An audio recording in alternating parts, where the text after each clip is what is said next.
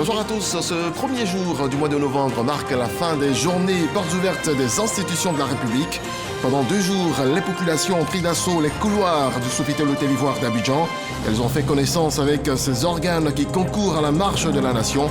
Pour les organisateurs, cette 3e édition est un franc succès.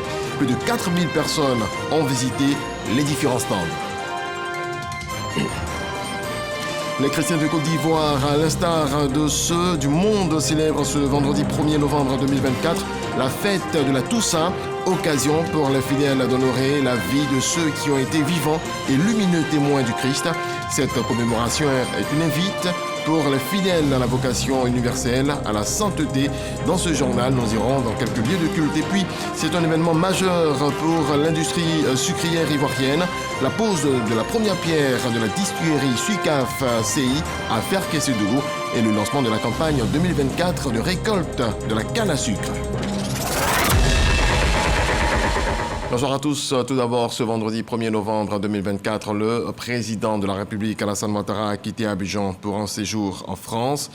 Le chef de l'État, Alassane Ouattara, est accompagné de la première dame, Dominique Ouattara. À l'aéroport Félix Houphouët-Boigny d'Abidjan, le vice-président de la République et le Premier ministre étaient présents pour l'accompagner. Fin ce vendredi de la 3e édition des journées portes ouvertes des institutions de la République. Les populations se sont massivement rendues au Sofitel Hôtel Ivoire d'Abidjan pour mieux faire connaissance avec ces organes qui concourent à la marche de la nation. Un franc succès pour les organisateurs qui ont enregistré plus de 4000 visiteurs en seulement 2 jours. Mama Traoré, Jérôme Beugré. En clôture de cette 3e édition des journées portes ouvertes des institutions de la République, une seule allocution, celle prononcée par Kandia Camara, présidente du Sénat, au nom de l'ensemble des institutions de la République. Ces journées auront donc permis à nos institutions de se présenter aux Ivoiriennes et aux Ivoiriens, de leur expliquer comment elles s'emploient à renforcer les bases de notre économie, à garantir la justice sociale, à promouvoir la paix et à impulser une croissance inclusive à leur profit. Pour Kandia Camara, l'engouement qu'a connu cette édition symbolise le nouveau contrat de confiance entre les Ivoiriens et leurs institutions. Ces journées sont la preuve tangible qu'une collaboration étroite et pérenne entre les Ivoiriens et leurs institutions est possible et indispensable à la paix et à la cohésion sociale. Nous avons donc la responsabilité de cultiver cette confiance et de garantir la transparence de nos actions afin que chaque citoyen se sente pleinement impliqué dans le développement de notre pays. Les organisateurs dénombrent plus de 4000 visiteurs à cette 3e journée portes ouvertes des institutions de la République. Parmi ces visiteurs, des milliers de jeunes qui se sont rués vers la dizaine de stands en exposition à l'effet de comprendre la vie de nos institutions. On retrouve Mama Traoré. Il y a 7 commissions permanentes à l'Assemblée nationale. Entouré de jeunes gens curieux, le député Abdoulaye Ben Meïté s'attelle à expliquer le fonctionnement de l'Assemblée nationale. Au fil des échanges, les questions s'enchaînent. Le président de l'Assemblée nationale a combien de mandats? Le président de l'Assemblée nationale est élu pour une mandature. Ça veut dire quoi? L'ambiance est similaire au stand voisin du Sénat. Le rôle de la Chambre haute du Parlement capte l'attention des élèves et étudiants. Aujourd'hui, c'est comme s'ils touchaient du doigt quelque chose dont ils entendaient parler ou alors qu'ils apercevaient de loin. Et je crois qu'à travers les questions et à travers les regards qu'ils posent sur l'institution après les explications que nous leur donnons, nous voyons que vraiment, ils partent satisfaits. Pour bon nombre de visiteurs, pas besoin de sillonner l'ensemble de la dizaine de stands ouverts pour cette 3e édition des journées portes ouvertes des institutions de la République. Je tenais à savoir davantage sur le médiateur de la République, sur la gestion des conflits. Au cours de droit, on nous a appris que la Cour de cassation est la juridiction suprême en matière civile et autres. Et donc, j'étais venu pour poser des questions d'ordre pratique pour voir comment est-ce que la Cour de cassation agit. De l'affluence, voire même des files d'attente, les animateurs de stands ne pouvaient pas mieux espérer en termes de visibilité. Ce qui fait plaisir, c'est que nous avons une affluence Et j'ai même le sentiment que nous serons classés parmi les meilleurs stands, les stands les plus fréquentés. Je pense qu'aujourd'hui, plus qu'avant, le CESEC est connu, apprécié. Parce que nous avons essayé au maximum possible de nous approcher de la jeunesse. À l'occasion de ces journées, l'opportunité a été offerte aux visiteurs de lever le mystère autour de l'institution de la présidence de la République, invité spécial de cette édition. Nous avons fait défiler sur des écrans des images des hautes personnalités de la présidence. Nous avons présenté l'historique du palais lui-même. Nous leur avons expliqué un peu comment la présidence de la République fonctionne, comment le président de la République, en tant que manager principal de l'institution qu'est la présidence, fonctionne. Et je pense qu'ils sont repartis très heureux. Et pour concrétiser ce rapprochement présidence de la République population, chaque visiteur a eu droit à un gadget souvenir.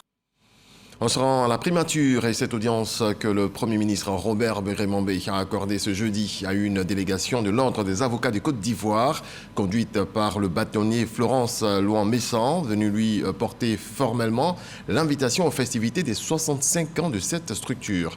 Jean-Louis Gbambo. Maître Florence Louan-Messan, le nouveau bâtonnier de l'Ordre des avocats de Côte d'Ivoire, était à la tête de cette délégation de professionnels du barreau reçus en audience par le Premier ministre Robert Begré-Mambé.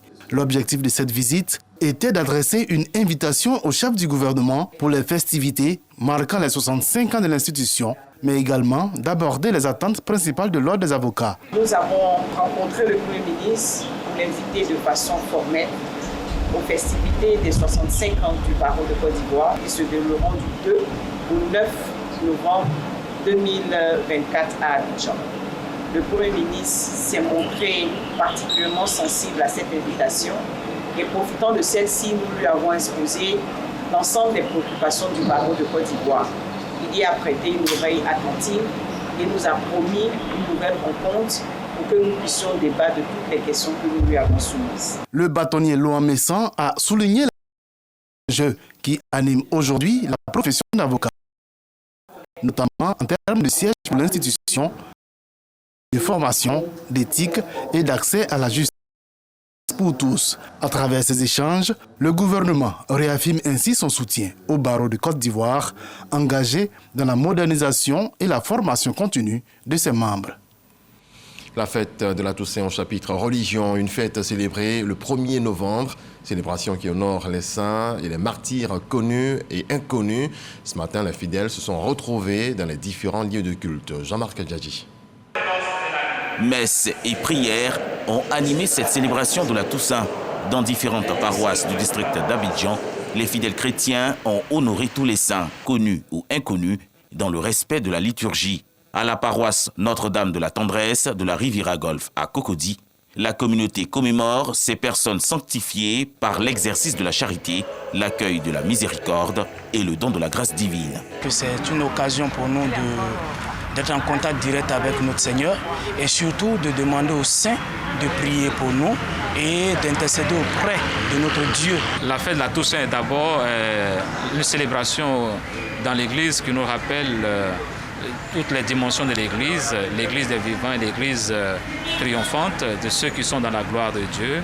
C'est donc une occasion de travailler à notre vie chrétienne pour qu'un jour nous soyons comptés au nombre de ceux qui sont dans la présence du Seigneur. La fête de la Toussaint unit Christ à tous les saints déjà parvenus à la béatitude. La bénédiction solennelle est l'occasion pour les fidèles chrétiens de la paroisse Sainte-Famille de la Riviera 2 d'invoquer les saints, demandant leur intercession et leur bénédiction. En cette fête aujourd'hui de la Toussaint, j'invite tout le monde tout simplement à prendre la direction du mont Everest, enfin c'est une manière de dire, à s'élever comme un arbre, à regarder le ciel, pas le ciel physique, mais le ciel de la grandeur de l'homme sur terre. Les valeurs de la cohésion sociale et de la paix en Côte d'Ivoire ont été prônées durant le rituel de cette célébration religieuse riche en symboles. Même tableau à Miyagi, à l'église Saint-Ignace d'Antioche. Les fidèles catholiques ont commémoré la Toussaint dans leur recueillement. Ils ont été exhortés à marcher dans les pas des saints. Michel Mambo. Paroisse Saint-Ignace d'Antioche de Miyagi. La litanie des saints replonge les fidèles chrétiens dans la solennité de ce 1er novembre, la Toussaint.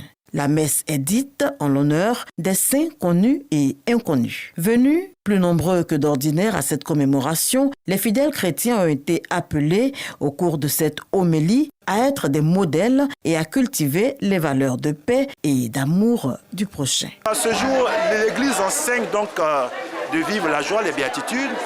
Et pour nos chrétiens, pour les chrétiens du monde entier, nous devons vivre comme des gens qui sont en pèlerinage, nous devons vivre comme des gens qui sont sur la route, donc vivre dans l'amour, dans la fraternité, dans le partage, dans le pardon, pour construire pour qu'au soir de notre vie, nous puissions entrer dans la joie de Dieu. La commémoration des fidèles défunts étant demain 2 novembre, par anticipation, une prière a été dite pour le repos de leurs âmes.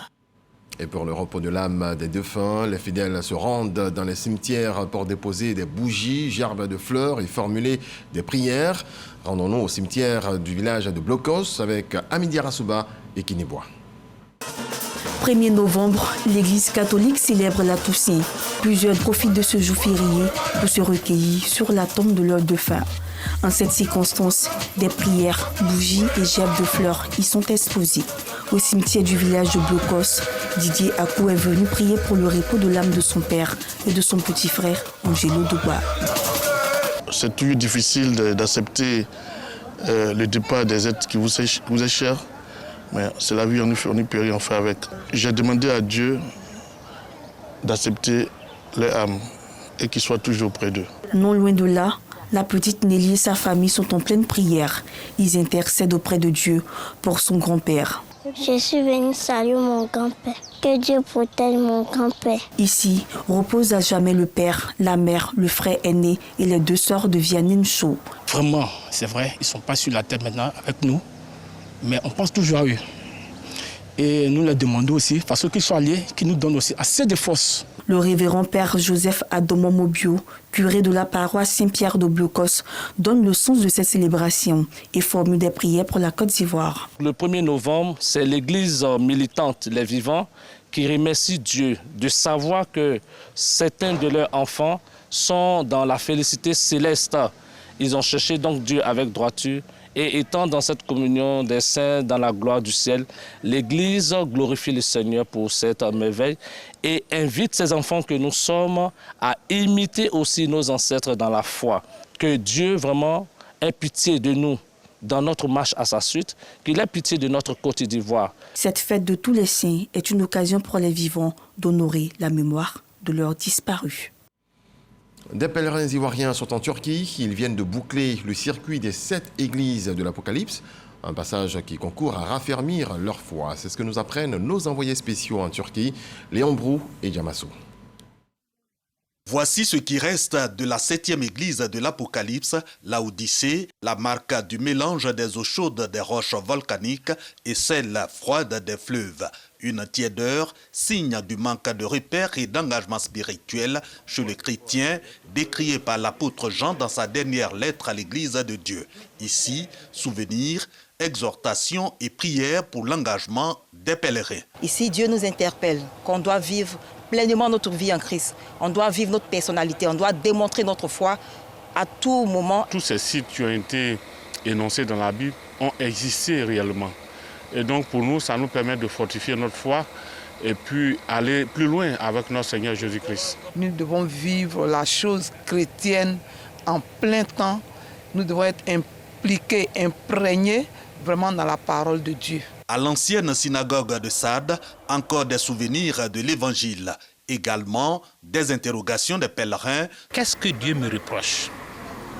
Pour que je puisse savoir comment est-ce que réorienter ma vie. Il faut donner la place à Dieu dans notre nation. Nous devons tout faire pour éviter la mort spirituelle.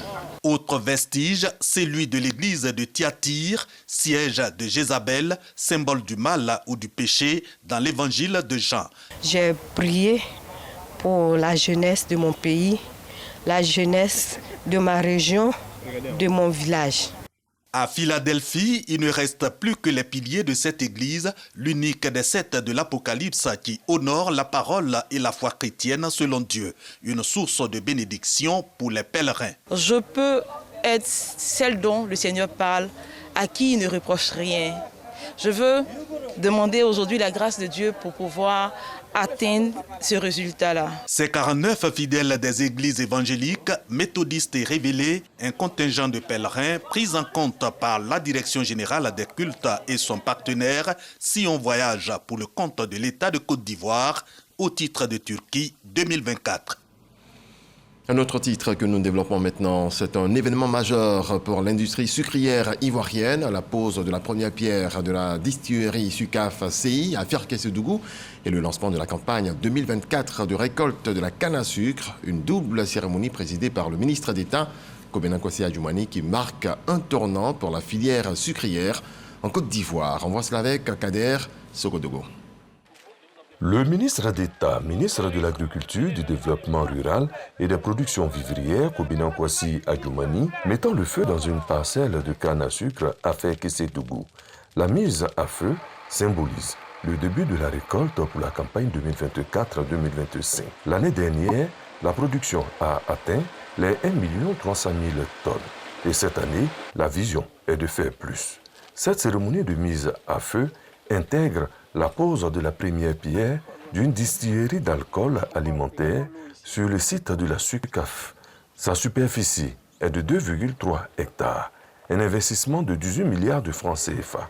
Sa mise en fonction par la Sucaf est prévue pour 2026 avec une production de 12 millions de litres par an. Nous restons déterminés à accroître notre contribution au développement de l'économie nationale. Nous savons toujours compter sur votre soutien permanent et efficace, Monsieur le ministre d'État, pour la pérennisation de la filière sucrière. Votre accompagnement quotidien nous encourage chaque jour et nous aide à viser toujours plus haut.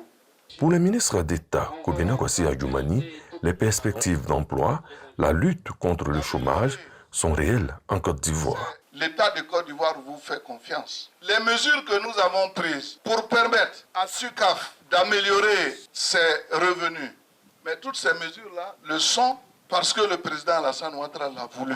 Et je suis convaincu qu'à cette campagne-ci, nous allons franchir la barre de 130 000 tonnes et peut-être même aller au-delà. Pour cette campagne sucrière, les petits producteurs se frottent les mains. Le prix de la tonne de canne à sucre passe de 18 000 francs à 20 500 francs, soit une hausse de 2 500 francs CFA par rapport à l'année dernière. La filière sucrière se porte bien, tout comme le cacao ivoirien qui est très prisé au Salon du chocolat de Paris. Les stands des acteurs ivoiriens proposent plusieurs variétés de chocolat et apportent beaucoup d'informations sur le cacao traçable et durable en Côte d'Ivoire. Delphine Plein, Traoré Zakaria. Le Salon du chocolat de Paris, c'est le rendez-vous incontournable pour satisfaire les papilles.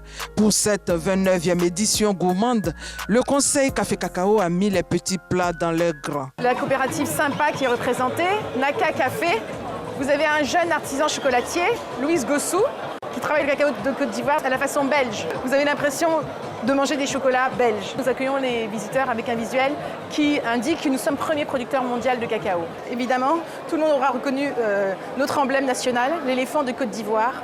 Et donc, vous avez ce slogan qui a été adopté par le Conseil du Café Cacao pour l'année 2024, la Côte d'Ivoire engagée pour un cacao durable et traçable. On compte plusieurs stands ivoiriens.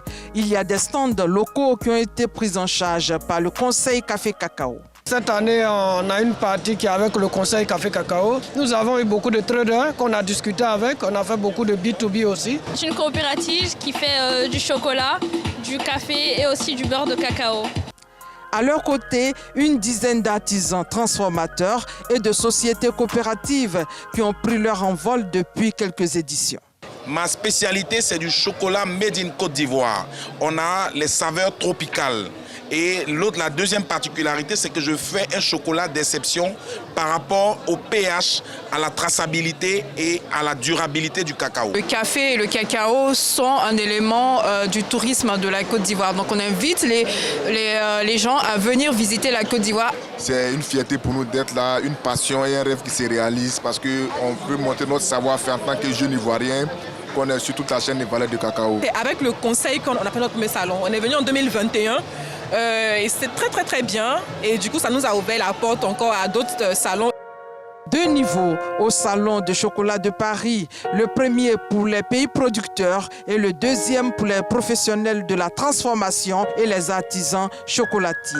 L'Arabie Saoudite, invité d'honneur au Salon du chocolat de Paris avec 10 stands et c'est leur première participation. Notre spécialité, c'est l'arabesque. C'est fait à base de pistache et de halva. Du coup, ça a l'air très oriental, qui fait succès aujourd'hui au salon. Démonstration et dégustation. La Côte d'Ivoire qui travaille leader mondial du cacao. Le Salon du chocolat de Paris, c'est plus de 500 exposants venus du monde entier, représentant 60 pays et 200 000 visiteurs par jour. Retour en Côte d'Ivoire avec la Chine qui s'engage dans la lutte contre la pauvreté. La Chambre de commerce des entreprises chinoises en Côte d'Ivoire a fait un don de vivres et non-vivres d'une valeur de 6 millions de francs CFA à notre pays. Le don a été réceptionné par la ministre Miss Belmondo Dogo. Michel Mambo. L'excellence des relations entre la Côte d'Ivoire et la Chine, une fois de plus démontrée à travers ce geste de la Chambre de commerce des entreprises chinoises en Côte d'Ivoire. Des vivres et des non-vivres d'une valeur de 6 millions de francs CFA offerts par ces entreprises pour soulager un tant soit peu les familles vulnérables.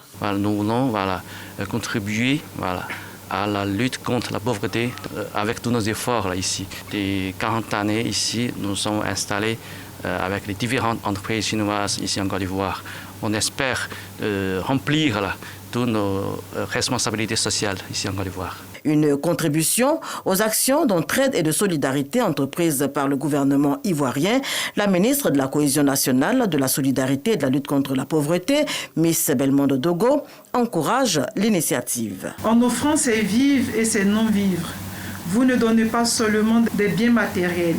Vous apportez du réconfort à de nombreuses familles qui en ont grand besoin, et cela conformément à la vision du président de la République, son Excellence Alassane Ouattara, qui met l'homme au cœur du développement de notre pays. Aujourd'hui encore, nous avons l'occasion de montrer qu'ensemble, nous sommes plus forts et que la solidarité transcende les frontières. La Chine, partenaire privilégié du développement en Côte d'Ivoire, un partenariat perceptible à travers de nombreux chantiers, notamment le stade olympique des Bimpé et le lycée d'excellence Alassane Ouattara de Grand Bassam. Ouvrons la page politique de cette édition avec la révision de la liste électorale. À Korogo, le ministre Fidel Sarasoro mobilise pour faire inscrire plus de 69 000 personnes sur la liste électorale. Avec lui, cadres, secrétaires départementaux de zones, de sections, ainsi que les responsables des jeunes et des femmes du RHDP dans la région du Poro. Ami Sissoko nous en parle. Le coordonnateur régional adjoint du RHDP dans la région du Poro, Fidel Sarasoro, a initié une mobilisation active pour la révision de la liste électorale, incitant surtout les jeunes nouveaux majeurs à s'inscrire. Élus, cadres, secrétaires départementaux, de section, chefs coutumiers, guides religieux et les dirigeants des structures spécialisées du RHDP ont renouvelé leur détermination à faire de cette campagne une réussite. On doit se mettre au travail. Il faut que le RHDP règne toujours en force à Korogo. Donc on compte sur vous, les jeunes. On demande à tous les cadres, à tous les jeunes, toutes les femmes, tous les chefs de quartier de s'unir sans parti politique, mais de façon unanime, à faire en sorte que tout le monde puisse être inscrit sur la liste électorale. Cette opération est, selon le ministre Fidel Sarasoro, cruciale pour garantir la victoire du parti au pouvoir en 2025, permettant ainsi au président Alassane Ouattara de poursuivre son programme de développement. On a un bilan, mais à côté de tout cela, on a un bilan encore plus fort. Nous avons la paix et la sécurité. Grâce au président Alassane Ouattara. Et c'est lui qui m'envoie vous dire, allez vous faire enrôler. Allez vous faire enrôler parce que les enjeux sont importants. 2025, c'est aujourd'hui. 2025 commence avec l'enrôlement. L'objectif fixé par le RHDP pour la région du Poro est de 69 609 nouvelles inscriptions avant la clôture de la campagne de la révision de la liste électorale le 10 novembre. Les jeunes du RHDP continuent la sensibilisation pour la réussite de l'opération d'enrôlement. Pour y parvenir, l'Union des jeunes du RHDP a organisé une rencontre au siège du parti. Didier Nguessan, Carmel Dia. L'élection présidentielle de 2025 se profile à l'horizon et les partis politiques se réorganisent. Au sein du RHDP, les jeunes sont en mission et leur objectif est clair, mobiliser les jeunes électeurs et les sensibiliser sur le terrain à l'importance de participer à la révision de la liste électorale. Pour le président de l'Union des jeunes du RHDP, la réussite de cette campagne repose avant tout sur l'ardeur et l'engagement proactif de la jeunesse militante. Nous leur avons donné les instructions fermes afin que les jeunes puissent s'investir au maximum pour la réussite de cette opération, afin que le RHDP puisse mobiliser au moins 1 million de jeunes que nous allons faire inscrire sur la liste électorale. L'opération de révision de la liste électorale a démarré et va s'étendre jusqu'au 10 novembre prochain. On bascule en culture avec l'Abissa et la première sortie publique de Sa Majesté Aouleye Amon Tanoé, roi d'Enzima Kotoko de Côte d'Ivoire. Cette année, les rois Nzima du Tiapoum, d'Azuriti, du royaume Baoulé et du Ghana ont effectué le déplacement pour témoigner leur attachement à ce rendez-vous culturel incontournable de la Côte d'Ivoire. Davis Oyo. Ambiance des grands jours au palais royal du Grand Bassam.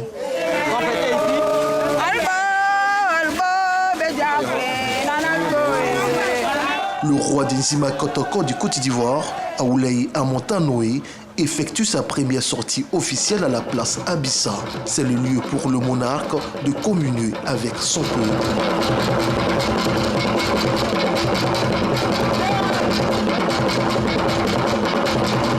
L'entrée de Sa Majesté est précédée par celle des commiants, des danseurs Achouin Kwasi, des fils et filles issus des matriclans Mafoulé et Mvavili. Aux côtés du roi, la reine-mère, chef traditionnel et les têtes couronnées de Tiapoum, d'Assini, du royaume Baoulé et du Ghana. Tous assistent aux différentes prestations menées par la famille dépositaire de l'Abissa, les Mvavili. Chaque famille revêtue de ses attributs démontre son aisance au son et au rythme du deuxième tambour femelle, le tamalé ou tondoba, et seconde épouse du tam-tam sacré, le ndo congolais.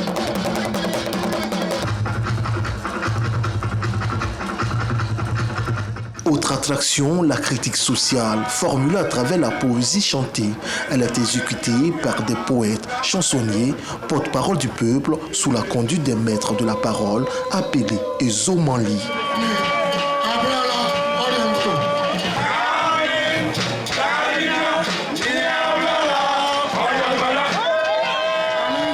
La critique sociale matérialise l'existence de la politique et de la démocratie dans nos cultures africaines et la dimension démocratique de l'Abissa. Cette journée est appelée le sacré de l'Abissa. En bref, une image dans le cadre de son programme d'assainissement, le district autonome d'Abidjan a procédé ce vendredi 1er novembre au déguerpissement des commerçants ambulants, occupants illégaux et des constructions anarchiques à Adjamé Liberté et 220 logements. Selon les équipes du district autonome d'Abidjan, cette opération vise à redonner à la commune son lustre d'antan. Et puis dans le reste de l'actualité, le bilan des inondations dévastatrices dans l'est de l'Espagne a atteint 205 morts, ont rapporté les services de secours ce vendredi 1er novembre. Il pourrait s'alourdir encore car les recherches se poursuivent pour retrouver des dizaines et des dizaines de disparus. Pour venir en aide aux sinistrés des pires intempéries, depuis 50 ans, le Valencia Basket Club a ouvert un centre d'hébergement d'urgence dans son gymnase. Point final. Excellente nuit. Dieu nous garde. Bonsoir.